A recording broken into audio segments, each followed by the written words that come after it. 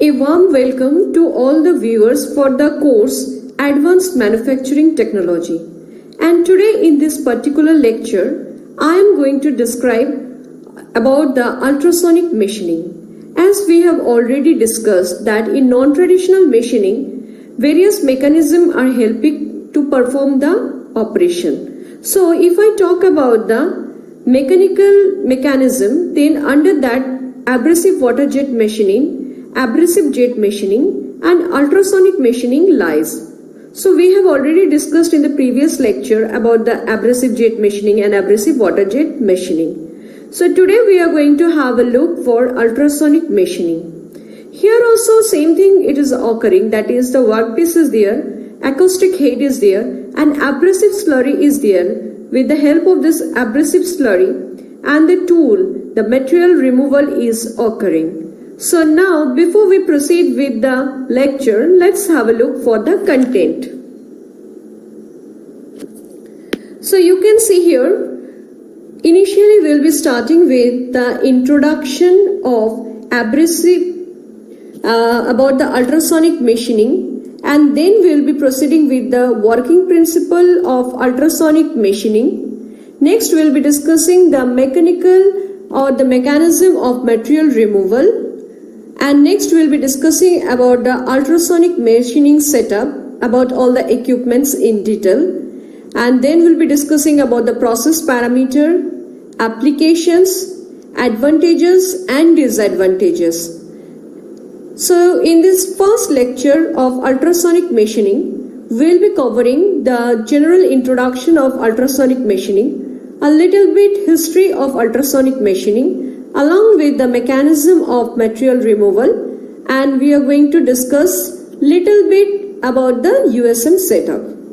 So now let's move to the first slide about the introduction of ultrasonic machining. So as we were discussing about non-traditional machining, so today in this fifth lecture, as I've already mentioned, that today we are going to discuss about USM. But the most important thing is that in non-traditional machining, I have already mentioned under mechanical, as you can see under mechanical there is USM, water jet machining, abrasive jet machining, so all these are located. So already in my previous lecture I have discussed about abrasive jet machining, water jet machining, and right now today we are going to talk about ultrasonic machining. So, ultrasonic machining and water jet machining are basically a single action mechanical non-traditional machining process. The ultrasonic machining, the medium used is solid grains suspended in an abrasive slurry. Already in my previous lecture I have already explained that in water jet machining process, the medium that is basically used is a fluid. The introduction of abrasive to the fluid jet enhances the machining efficiency, and it is known as abrasive water jet machining. So you can see here USM is there, water jet machining is there. So what is happening is that under USM abrasion is occurring with the help of abrasive slurry. And you can see this is the workpiece. But in water jet machining you can see cutting is occurring, jet is there, fluid is here, and then the machining of workpiece is performed. So let's have a brief history about ultrasonic machining before knowing its working principle or knowing its mechanism, how it performs its operations. So first of all, the root of ultrasonic technology, it was invented in the year 1880 when Mr. Pierre Curie discovered through the research on piezoelectric effect. He found that a symmetrical crystal such as quartz and rock salt, which is commonly known as potassium sodium titrate, generate an electric charge when mechanical pressure was applied. US Navy used ultrasonic waves during World War II to detect enemy submarines. And today ultrasonic applications are used for machining, scanning medical images, scanning and testing for crack in automobiles and airplane construction.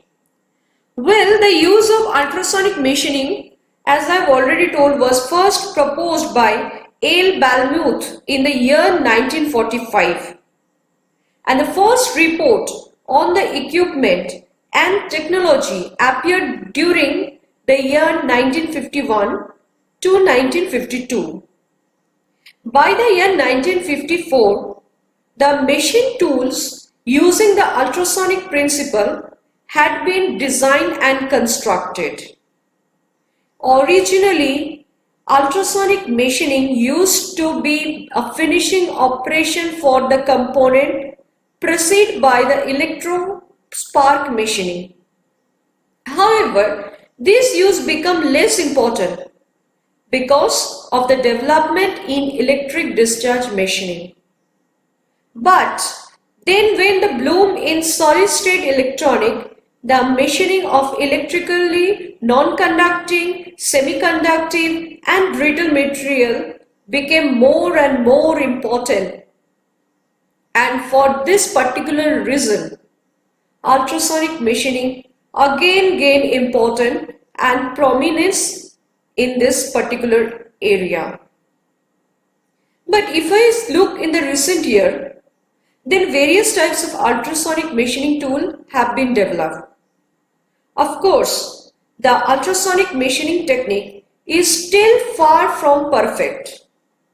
But the basic ultrasonic machining process involves a tool which is made up of ductile and tough material, vibrating with a very high frequency and a continuous flow of an abrasive slurry in the small gap between the tool and the work surface. The tool is gradually fed with a uniform force.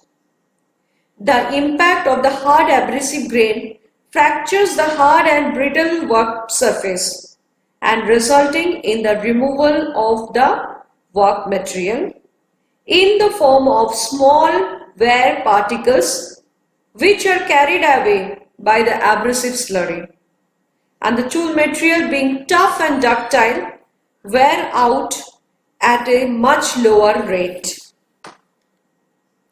So now we are going to have a look for the process description.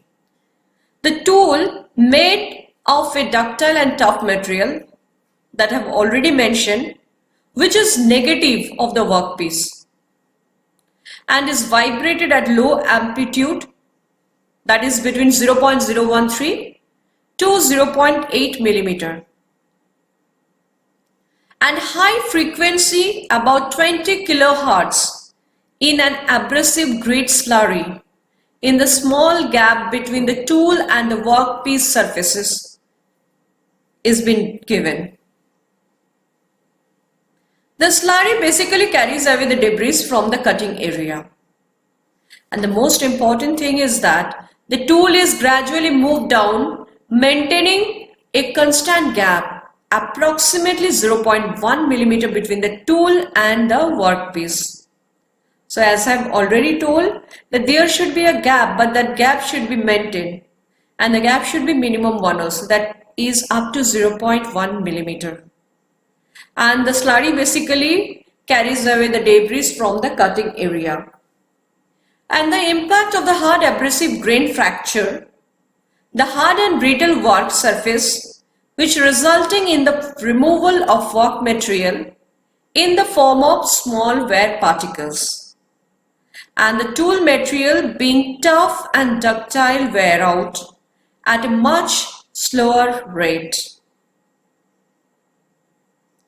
So you can see a pictorial view here. This is the particular workpiece. This is the tool, and you can see there is an abrasive slurry that has been given here. So you can see this is the file which describe how ultrasonic machining is carried out using a slurry and a ultrasonic tool, which is a replica of the workpiece. Now let's have a look at the equipment. As you can see, this is a proper setup of ultrasonic machining. Ultrasonic power supply is there. Ultrasonic transducer is there. There is a transformer. This is the tool holder. You can see this is the tool. This is the workpiece. This is a container where abrasive slurry is there. And from here it is pumped out with the help of this nozzle over the particular workpiece. So again I am repeating, what are the equipment that are associated with abrasive jet machinings? That is power supply. It is very essential to provide the power. Then it goes to the ultrasonic transducer. From there you are getting to transformer to tool holder. And here a tool is being held with the help of tool holder. Abrasive slurry is there in a container. You can see there is a proper setup for the workpiece, and from this particular container the abrasive slurry has been pumped out with the help of this nozzle over this workpiece. Now we will have a brief discussion about the tool. As already mentioned, that is, the tool is made of a strong but at the same time ductile metal. Generally, stainless steel and low carbon steel are used for making the tool. The geometrical features are decided by the process. The diameter of the circumference about the tool should not be more than 1.5 to 2 times the diameter of the end of the concentrator. And the tool should be as short as rigid as possible. When the tool is made hollow, the internal contour should be parallel to the external one to ensure uniform wear. The thickness of any wall or projection should be at least 5 times the grain size of the abrasive. In a hollow tool, the wall should not be made thinner than 0.5 mm to 0.8 mm. When designing the tool, consideration should be given to the site clearance, which is normally of the order of 0.06 mm to 0.36 mm, depending on the grain size of the abrasive. So what I can conclude from here, that the aluminum and brass tool were 10 and 5 times faster than the steel tool respectively. So we are preferring the stainless steel and the low carbon steel basically for making the tool. Now let's have a look for abrasive slurry. As you can see, the abrasive slurry, the most common abrasive are boron carbide, silicon carbide, corundum, diamond, boron silicate carbide, whose abrasive power is about 10% more than that of B4C. That means boron carbide.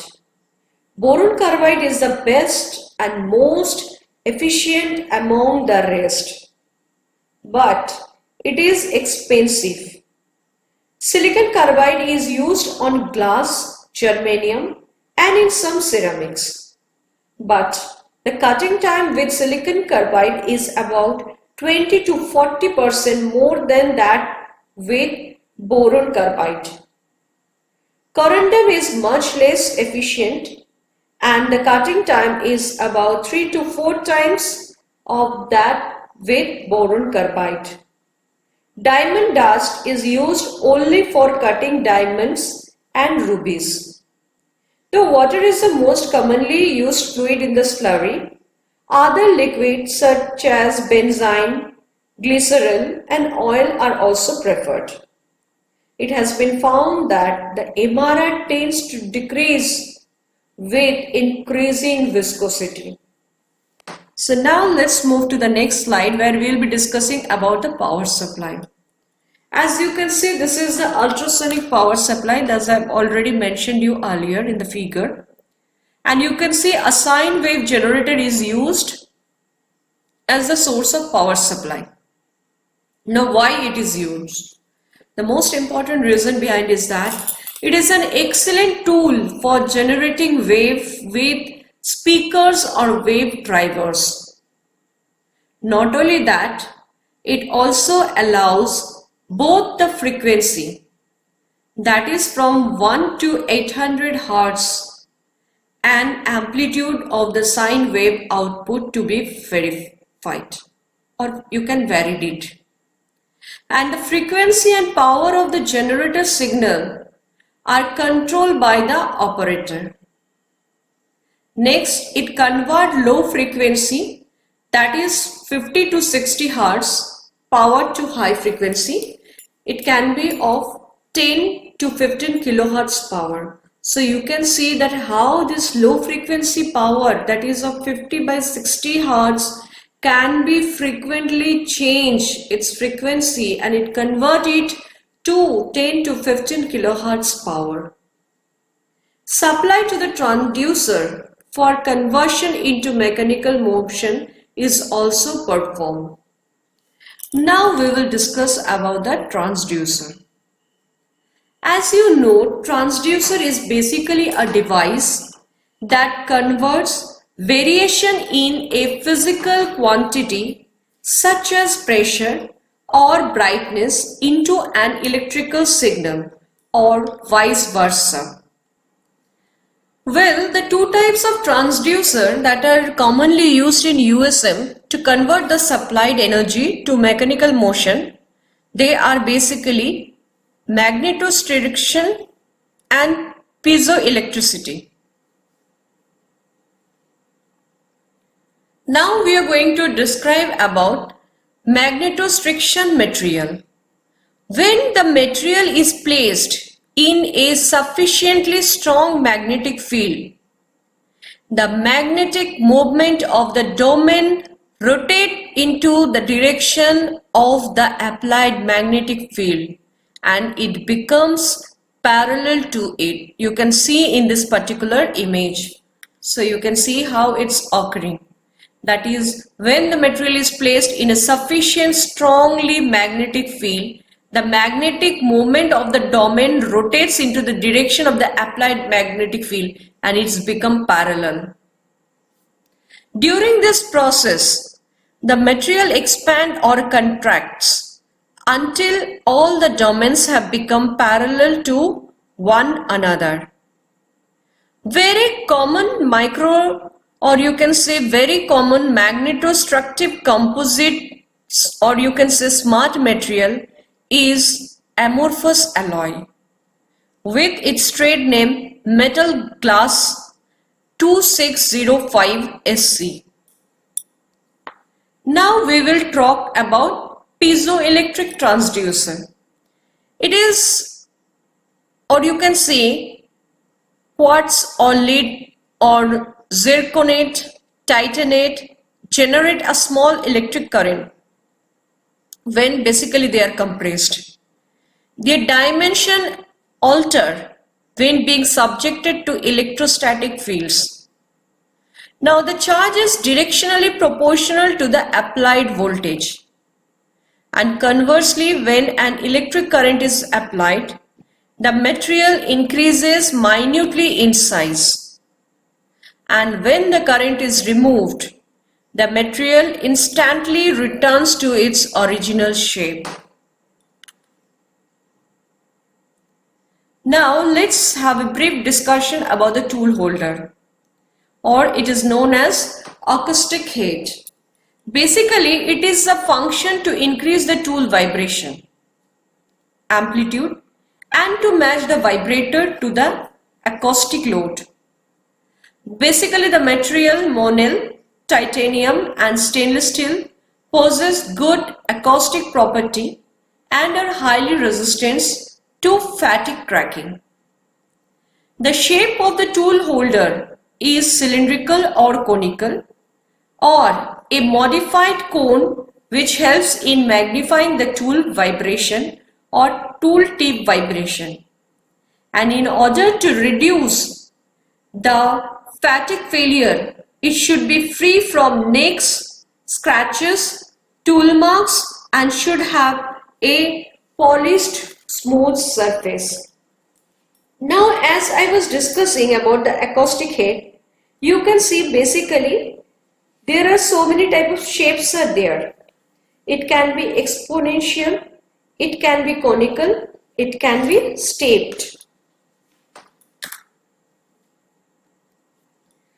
Well, the acoustic head is perhaps the most important part of this particular machine.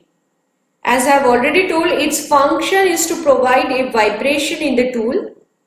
Basically, it consists of a generator for supplying a high frequency electric current and a transducer to convert this into a mechanical motion in the form of high frequency vibration. A holder to hold the head and a concentrator to mechanically amplify the vibration while transmitting it to the tool. Most transducers work on the magneto-electrostatic principle because of the high efficiency, high reliability in the 15 to 30 kilohertz range. Low supply voltage and simple cooling arrangement is also associated. Stamping are used to reduce loss in transformer, and the dimensions are so chosen that the natural frequency coincide with the electrical supply frequency. Almost all the modern machines use the magnetostriction transducer made of nickel, and the thickness of the stamping is of 0.1 to 0.2 millimeter. And the main purpose of the constructor is to increase the amplitude to the level needed for cutting. Various types of constructor are used. That has been already shown here.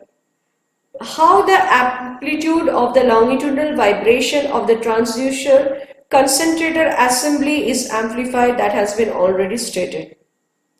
It should be noted that the system has to be held to the main body at a nodal point as already shown here in the figure. Now you can see the tool holder or acoustic head that I have already told. It can be of three different shapes, that is exponential, tapered and stepped. And the acoustic head is the most complicated part of this machine. It provides a static force as well as a high frequency vibration too. Now let's have a look for the tool. As I've already discussed, this is also very important. Now you can see this is the tool, this is the workpiece, and with the help of this nozzle, abrasive slurry has been ejected over this particular gap. So tool should be relatively ductile and tough material. Low carbon steel and stainless steel give good performance. Basically tools are usually 25 mm long. Its size is equal to the hole size minus twice the size of the abrasive. And the harder the tool material, faster is its wear rate. Mass of the tool should be minimum possible so that it does not absorb the ultrasonic energy. It is also important to release that finishing or polishing operation on the tool and are sometimes necessary because their surface finish will be produced or reproduced in the workpieces. The geometry of the tool is generally corresponding to the geometry of the cut that is required to be made in the workpiece. Because of the overcut, the tools are slightly smaller than the desired hole or cavity is required. Tool and tool holder are oftenly attached by silver brazing process also. Now let's have a look for the abrasive slurry. The abrasive slurry basically contains fine abrasive grain and its range lies between 15 micron meter to 150 micron meter. And the common type of abrasive are, I have already mentioned you in the earlier, that is boron carbide, silicon carbide, germanium, ceramic, corundum, diamond, boron silicon carbide, basically 10% more abrasive than boron carbide. It is used to microchip or erode the workpiece surface, and it is also used to carry debris away from the cutting area. So what are the liquid that is preferred? Water most commonly preferred. You can go for benzene, glycerol, oil also. Now the material that can be machined by USM. You can go for hard material like stainless steel, glass, ceramic, carbide, quartz and semiconductor are also machined by this process. It has been efficiently applied to machine glass, ceramic, precision mineral stones, tungsten, even brittle materials can also be machined. Now this is a mechanism for material removal.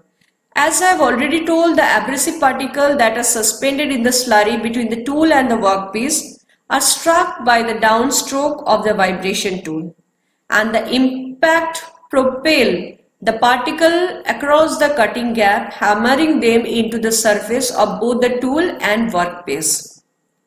Collapses of the cavitation bubbles in the abrasive suspension, which result in very high local pressures. And under the action of the associated shock waves on the abrasive particle, micro cracks are generated at the interface of your workpiece brittle fracture. The brittle fracture leads to the chipping of particles from that particular workpiece. So this is the mechanism, and these are followed by 4 steps as you can see. First, the hammering of the abrasive particle on the work surface by the tool. Second, the impact of free abrasive particle on the work surface. Third, the erosion due to cavitation. And fourth, the chemical action that is associated with the fluid that is used. Now there is an important note, that is many researchers have tried to develop the theories to predict the characteristic of ultrasonic machining. And this was proposed by a model, that is MC Shao, is generally well accepted and explain the material removal process. So in the next slide we are discussing little bit about the MC Shao's model of USM. Basically this is the content beyond your syllabus, and in this model you can see the direct impact of the tool on the grain in contact with the workpiece is taken into consideration, and there are 5 assumptions that has been made. First, the rate of work material removal is proportional to the volume of the work material per impact. This is one of the assumptions. The rate of work material removal is proportional to the number of particles making impact per cycle. And the third assumption is the rate of work material removal is proportional to the frequency, that is the number of cycles per unit time. Fourth, all impacts are identical. And fifth, all abrasive grain are identical and spherical in shape. So this is a pictorial view where you can see that USM machining is just occurring. This is an industrial view.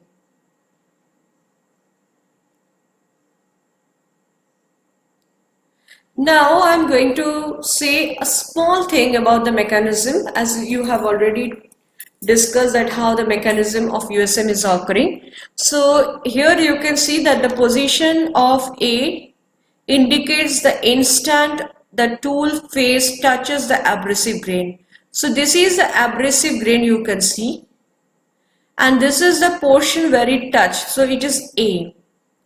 The period movement of A to B, you can see from A to B, represent the impact, and the indentation or indentation caused by the grain on the tool and the work surface at the extreme bottom position of the tool from A position to B is determined by age, that is the total indentation.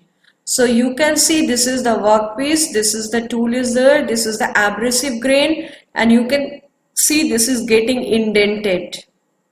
So this is the total indentation. Now already you have known about the working principle of USM. You are aware of the mechanism of USM. You are also aware of MC Shao model of USM. So we are aware of all the components of USM. So for today's lecture, we are concluding here, and in my 6th lecture, you are going to get the details about the process parameter that affects the ultrasonic machining. And what are the effect of process parameter over the workpiece or material removal rate we are going to discuss in my next lecture. So please stay connected with me. If you have liked my video, always like and share the video so that some other people can get help from this lecture, and please follow up. Thank you.